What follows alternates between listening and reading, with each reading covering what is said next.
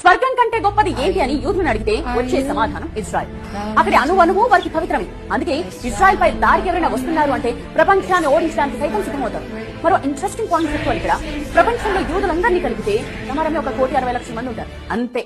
But జాగ్రత్తగా వినండి, గత 105 ఏళ్లలో ఉన్న ఈ 1,5 మంది 15 డజన్ల నోబెల్ ప్రైజెస్ గెలుచుకున్నారు. అంటే 180 నోబెల్ బహుమతి.